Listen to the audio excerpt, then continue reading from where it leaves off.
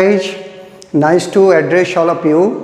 आज मैं फिर आपको वॉइस का सेकेंड पार्ट लेकर आया हूं जो यूजुअली कॉम्पिटिटिव एग्जामिनेशन में काफ़ी यूजफुल पाए जाते हैं। फर्स्ट पार्ट में हमने आपको बताया था किस तरह से हम लोग टेंस को वॉइस के रूप में परिवर्तित करेंगे, जिसमें हमने आपको सर्टेन हेल्पिंग वर्ब्स याद करने के लिए कहा था और याद रखने के लिए कहा था। जैसे टेंस में 8 का वॉइस होता है। सिंपल प्रेजेंट के लिए इजएमआर V3, प्रेजेंट कंटिन्यूअस के लिए इजएमआर बीइंग V3, प्रेजेंट परफेक्ट के लिए has have been V3, simple past के लिए was were V3, past continuous के लिए was were being V3, past perfect के लिए had been plus V3, simple future के लिए शैल विल बी V3 और फ्यूचर कंटिन्यूअस का नहीं होता, फ्यूचर परफेक्ट का होता है shall have been will have been. Guys, आज मैं जो आपको वॉइस का सेकंड पार्ट बताने जा रहा हूँ ये काफ़ी रेलिवेंट है, काफ़ी यूजफुल है, क्योंकि यूजुअली कॉम्पिटिटिव एग्जामिनेशन में इस एरिया से ज़्यादा प्रश्न पूछे जाते हैं और प्लस ऐसे भी डेली लाइफ की यूज में भी ये छोटे छोटे स्ट्रक्चर्स आपको तंग करते हैं। तो ऐसे लगभग 8 स्ट्रक्चर्स है जिनका जिक्र मैं अभी करूँगा और आपको बेहतर ढंग से एक्सप्लेन करूँगा। तो सबसे पहले ध्यान देना होगा, आज का वॉइस टेंस से जुड़ा हुआ नहीं है। ये जो वॉइस हैं ये हमारे 24 कॉमन हेल्पिंग वर्ब से जुड़े हुए हैं, इन्फिनिटिव से जुड़े हुए हैं। इसके अलावा जो है क्या कहते हैं WHO क्वेश्चन, उससे जुड़े हुए हैं। इसके अलावा मैं कुछ एक्सेप्शन भी लाऊंगा जो यूजुअली वॉइस के अंतर्गत यूज होते हैं। तो गाइस, सबसे पहले you have to remember that I have been teaching lots of things in my online classes over the months, and I also teach some of the beautiful things in my offline classes. So guys, you must remember that voice is the second most powerful thing of English language, and particularly this second section of voice is very useful and productive from competitive point of view and from daily usage point of view. So guys, today I'm going to explain you in details about all these things. तो guys, इन voice को जानने से पहले सबसे पहले ये ध्यान देना होगा कि इसमें जो हेल्पिंग वर्ब्स हैं उसके रूट को जानना होगा। वो जानते ही इट्स बिकम वेरी ईजियर, इसे जानते ही ये आपके लिए बेहद आसान हो जाता है। तो आइए मैं आपसे इन स्ट्रक्चरों से परिचय करवाऊँ। बस थोड़ा सा टेक्निक आप याद रखेंगे, ये सारे चीज़ें समझ जाएंगे और हजारों ऐसे सेंटेंस आप खुद पे खुद प्रोड्यूस कर सकते हैं। सबसे पहले गाइज देखिए, एक्टिव वॉइस। एक्टिव वॉइस में मैं इन्फिनिटिव की तरफ आपको ला रहा हूँ। ये TO2 प्लस V1 है, जैसे has, have, had, shall, will have 2 plus V1 plus object है। तो सबसे पहले इन चीज़ों को ध्यान देना होगा गाइस कि has, have, had, shall, will have 2 plus V1 plus object का प्रयोग हम लोग करते हैं। जब इसका वॉइस बनाना हो तो हम लोग 2 plus B plus B3 plus Y plus object का प्रयोग करते हैं। 2 सेक्शन में हमने डिवाइड किया है, one is active voice, the other is passive voice. देखिए, मैंने हाईलाइट भी कर दिया। जब 2 प्लस V1 को हम लोग यूज करते हैं तो ये बन जाता है 2 plus B plus B3 plus Y plus object. फिर जब इसी का एक second part is, am, are, was, were plus 2 plus V1 plus object होता है तो हम लोग इसको गाइज यूज करते हैं 2 plus B plus B3 plus Y plus object. फिर एक तीसरे कैटेगरी में जो आते हैं वो है should, must, ought to, may, might, can, could plus V1 plus object. तो ये ऑक्सिलरी वर्ब, हेल्पिंग वर्ब्स के रूप में जाने जाते हैं। जब इसका पैसिव वॉइस गाइज बनाना पड़ता है तो हम लोग B plus V3 plus Y plus object का प्रयोग करते हैं। हमने फिर से इसको हाईलाइट किया, B प्लस V3। अब देखिए चौथा, should, must, ought to, may, might, could, have plus V3 plus object. ये इसको पास्ट के रूप में चेंज कर रहा है। जब हम इसका वॉइस बनाएंगे तो गाइज देखिए यहाँ पर have plus been, BEEN been, ये सब में बी था, ये तीनों में, और यहाँ पर ये बीन है, have plus been plus V3 plus Y plus object. Guys, ये नंबर 5 जो है ये इम्परेटिव सेंटेंस के रूप में जाने जाते हैं। जैसे V1 प्लस ऑब्जेक्ट इम्परेटिव होते हैं।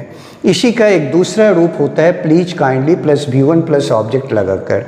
ठीक है, फिर ये इंट्रोगेटिव के रूप में आते हैं। अब देखिए, इम्परेटिव सेंटेंस का वॉइस हम 3 तरह से पैसिव वॉइस बना सकते हैं। इसमें यूजुअली बाय का प्रयोग नहीं होता है, it depends upon your choice.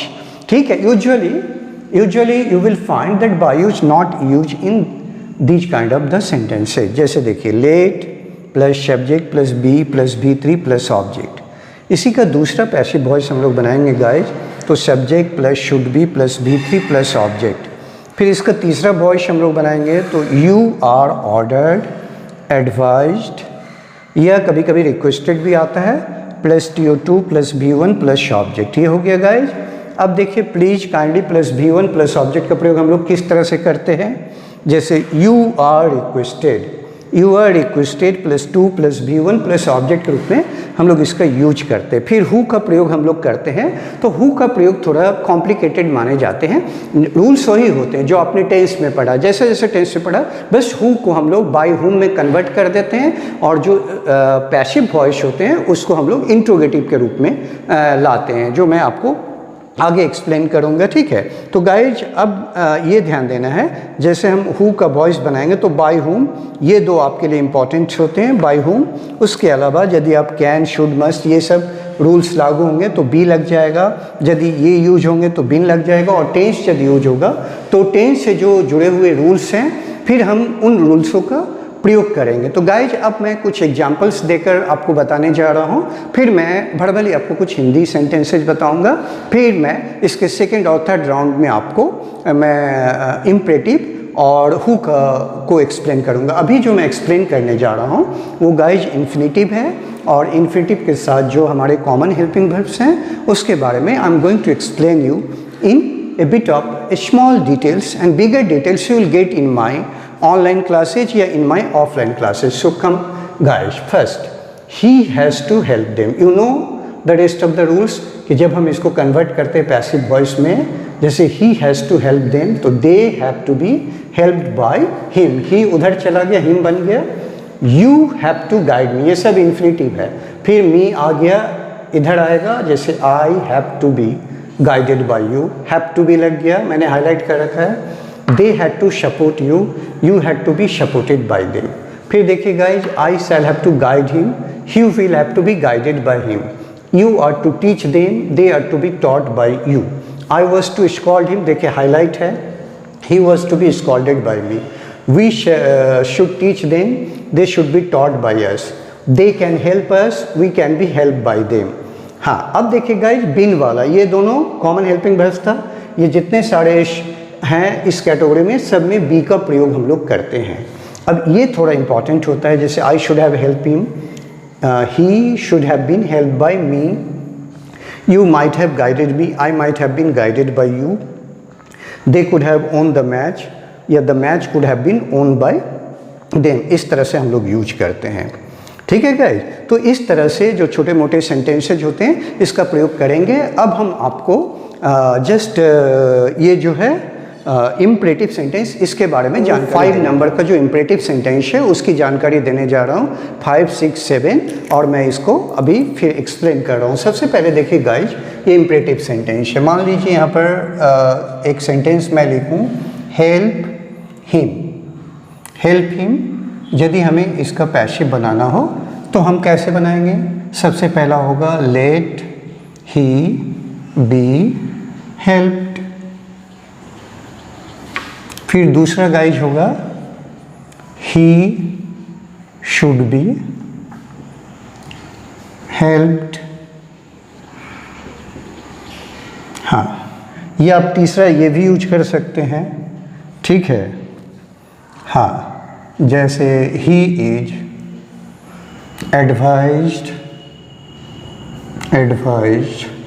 To help, ये कम यूज होता है बट ये इसके निकट आता है। तो हेल्प हिम का हम 3 तरह से यूज करेंगे, let he be help, he should be help, he is advised to help. अब इसी को यदि गाइज हम इस तरह यूज करें, जैसे देख लीजिए गाइड, GUID गाइड देम, तो हम कैसे यूज करेंगे इसको? लेट दे बी गाइडेड, फिर दूसरा हम क्या यूज करेंगे? They should be guided. इसमें तीसरा कम पॉपुलर है, कभी कभी यूज होता है।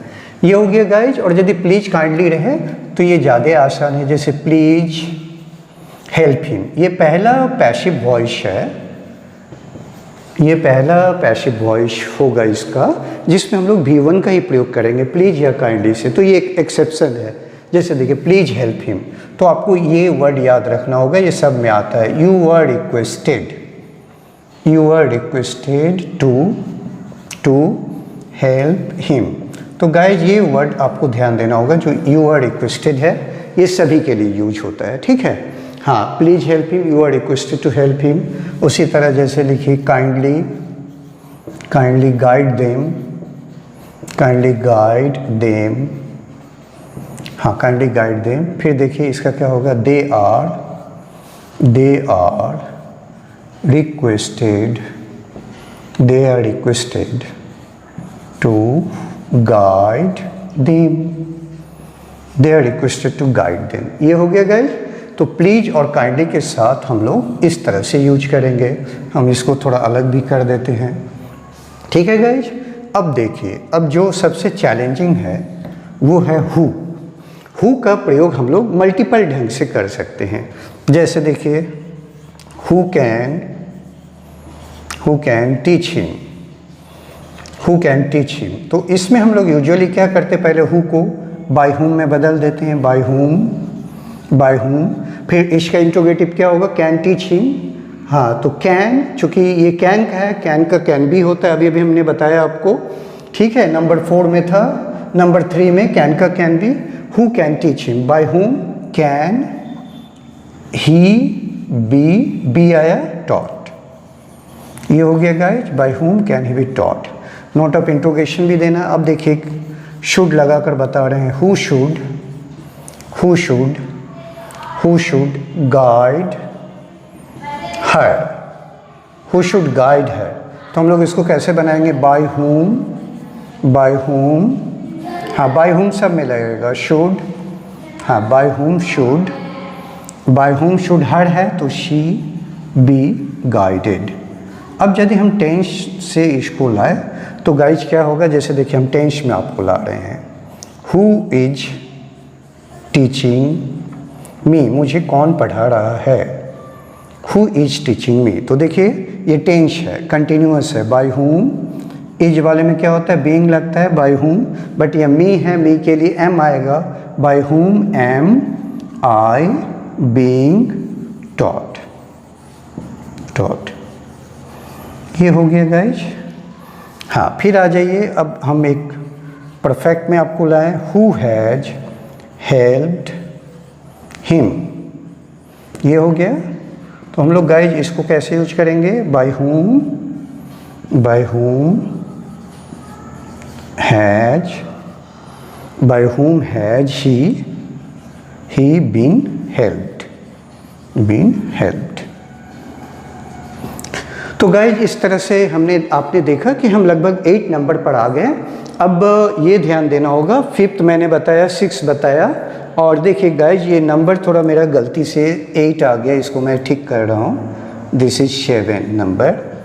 हाँ, तो ये 7 नंबर है, ठीक है, जिसके बारे में मैं जानकारी दे रहा हूँ। तो सबसे पहले आप ध्यान देना होगा कि 8 नंबर में एक्सेप्शंस आते हैं, जो मैं आपको अभी फिर नेक्स्ट राउंड में बताने जा रहा हूँ। आपको कुछ एक्सेप्शन के बारे में बताने जा रहा हूँ।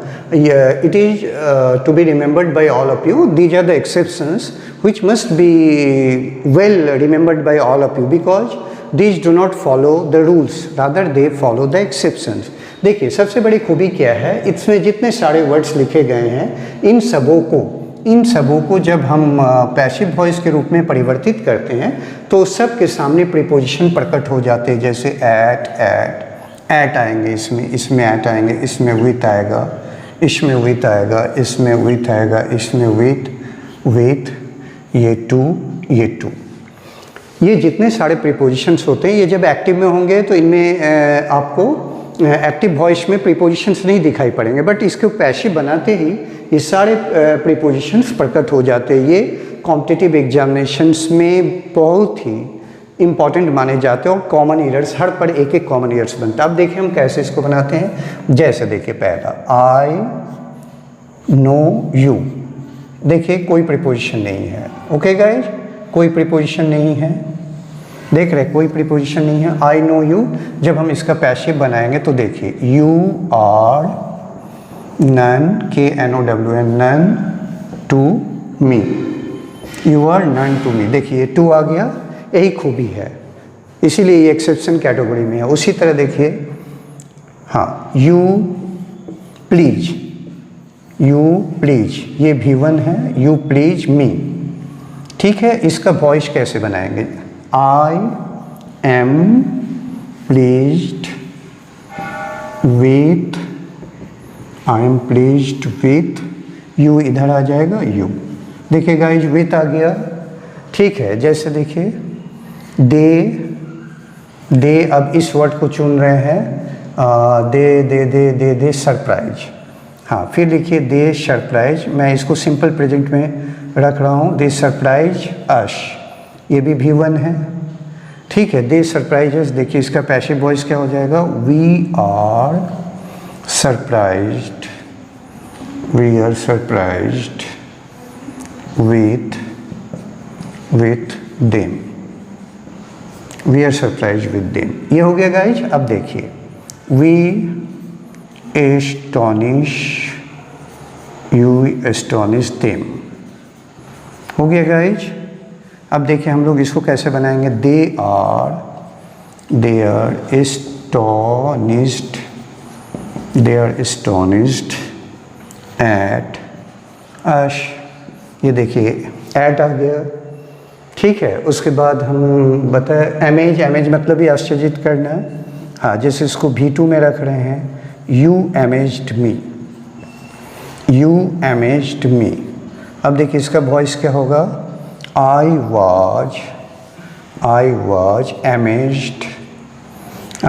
Amazed at you. अब देखिए इसमें एट आ गया। देख रहे हैं सब में प्रीपोजिशन आ रहा। अब एक लास्ट बता रहे हैं, दे डिसअपॉइंट अश।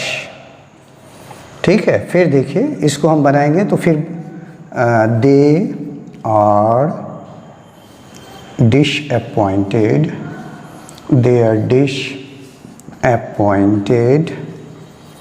एट अश। देखिए फिर एट आ गया। तो गाइज ये बहुत सारे ऐसे प्रीपोजिशन है जिसमें हम लोग यूजुअली एक्सेप्शन के रूप में विथ, एट, टू वगैरह का प्रयोग करते थे। इसको आप अच्छी तरह से जान लीजिएगा। तो guys all of you have to remember that voice is very important part of English language. If you don't learn it properly, nicely, beautifully, then you will not have the deep ideas of all these things. However, you may be watching my videos, but it is always important to reach the depth of the tense, voice and different kind of the rules. I hope that by joining my online classes or offline classes, you will be more benefited, because there I make you do lots of practices, and these practices bring lots of surprises in the form of beautiful results. So guys, just try to join my classes if you are in a position to join that. If you are not in a position, then keep on watching my videos and also keep on giving your suggestion by giving your likes and comments. I would be very happy and pleased to come again in front of you with lots of new ideas, new thought in different kinds of the videos in coming days. Okay guys, bye bye. Stay strong, stay confident and stay focused on your success. Bye bye.